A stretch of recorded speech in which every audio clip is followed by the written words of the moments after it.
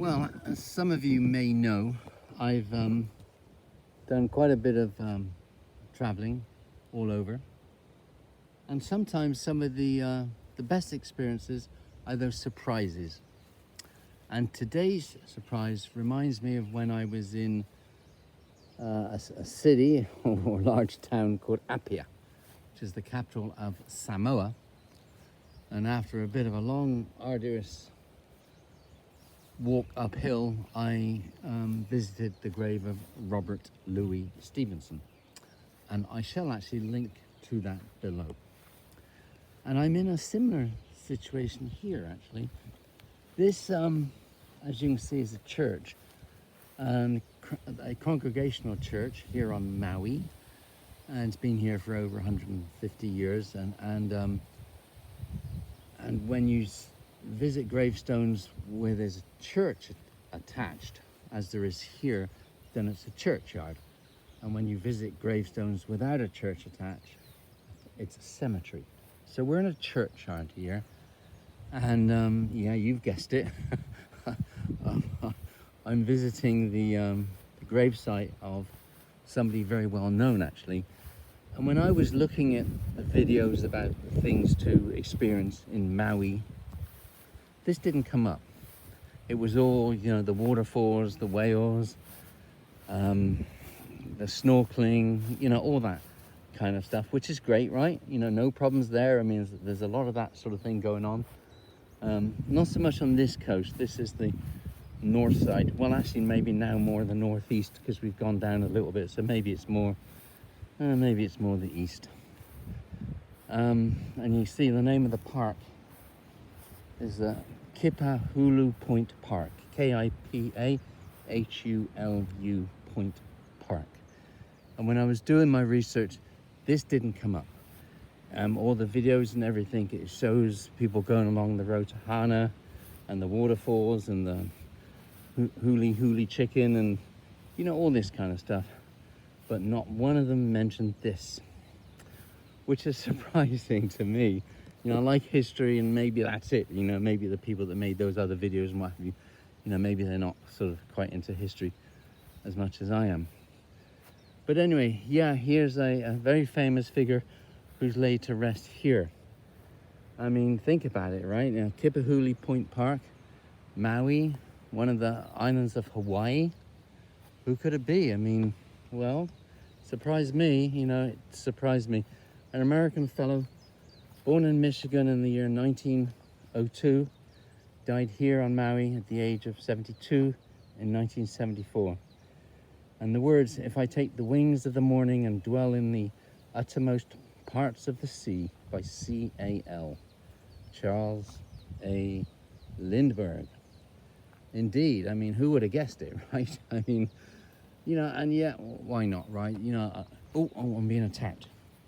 Oh, what? I'm a friend. Lord above. Where did this fella spring from? Are you the guardian, sir? Dear. Oh, you want a stroke? All right, then, give you a stroke. All right, you promise not to bite. I don't know if I trust that. Okay, maybe you're okay. Maybe you're okay now. Hey, Henry, you interrupted me. He just wants a stroke, doesn't he? She. Anyway, you know, a lot of people in their how do I put this? More advancing years choose even today to live in warmer climates because it's better for various ailments. And look at this fella down here, what have you. And Charles Lindbergh, I suppose, was no exception to whatever ailed him. And here he is. Here he is in this. Well, you can see for yourself, it's not a particularly large graveyard, but maybe it doesn't need to be because there's a lot of empty space here. Wow. And there's a church attached to it, a congregational church. Like many churches that are on Hawaii are from the days of the missionaries. I've seen a lot of churches on Hawaii, actually, all different faiths, and almost all can trace their roots to the missionaries who started coming here around about the 1820s, somewhere around there. How about that? And you look, yeah, there's a lot of space in this graveyard. And see, just here, okay, you've got the North Pacific Ocean. And today's a nice day, actually. Like when Feast and I were researching this, we read that there's a lot of rain in Hana, which is why it's so lush around here. It's so green. It really is. But all the waterfalls and everything else. But of course, all of that comes from the rain. But today, so far, none. You know, unless it was really early in the morning, but we've seen no signs of it on the roads or anything. So maybe we just got lucky here. But anyway, so yeah, here is the final resting place of a fella. He was the first person to fly across the Atlantic solo. I remember that he landed in Paris.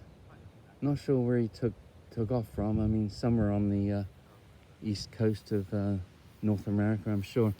But I do recall that he landed in Paris. And actually got the Medal of Honor for that achievement.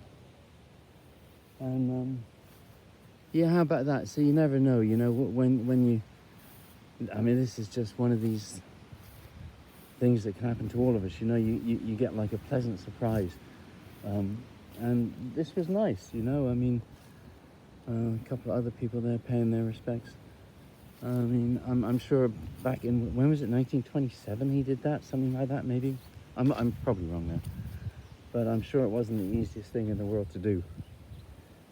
Anyway, so here's the Congregational Church. And, you know, as you can see, very lush around here. Very, very lush. All sorts of flowers and fruits growing. All sorts of different things. And here's our electric blue rental car. Oh my word. But anyway, so yeah, so that's a little bit of history there. It has surprised me that I haven't seen anything about it on any other videos, actually. I mean, maybe I didn't look fully. I mean, how much time does one dedicate to this stuff? But what do you think, Feast? Yeah, I think it's a lovely place to stop. Yeah, oh, I should say, if you do come here, okay, there's no way of getting here by public transport. That's, I think that van is like a tour. So obviously there's tours. We've rented this fella, this blue fella here. The road so far has been okay. You know, there's a lot of, you know, it's kind of narrow in quite a few places. So quite often, yeah, you have to stop and, you know, somebody else is coming the other direction and, you know, figure that sort of thing out. There's a few rough patches here and there, but again, it's easily avoidable. One just takes care and does a bit of swerving here and there and what have you. I suspect a two-wheel drive maybe would be okay, but you just have to maybe take just that little bit more care. That's all. Yeah, so, oh, look at this. So yeah, what else was I going to say? Oh, how about this? Wow, look at this, yeah. Ay, ay, ay. Oh, look at this.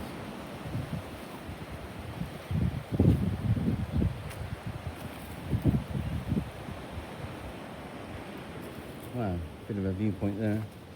But yeah, so if you do it in a two-wheel drive, you know, I think you can. But many people have said that if it has been raining really, really heavily recently, then sometimes that can make the road, or the so-called road, a little bit muddier. So that could be a problem for anybody, I suppose, but especially those in a two-wheel drive. One thing is that if you look at this on a map, it looks as though we're in the area of the state park. However, just a couple of miles down that way from the way we came, there was a left-hand turn that went to the state park, where you then would have had to pay, but that was not on the main road. So it's beginning to look as though the main road, which is just up there, is not part of the state park. Whereas if you go, there must be areas off it where you drive to that, then you are required to pay that fee. But if you just stay on the main road, there's no booth. So I'm guessing that means that the road itself is not part of the state park, you know, just surrounded by it. That's the way it looks. If that is wrong, then I shall correct myself later in this video, or I'll put it down in the comments below. But anyway, so yeah, that's it from here. That's it from here.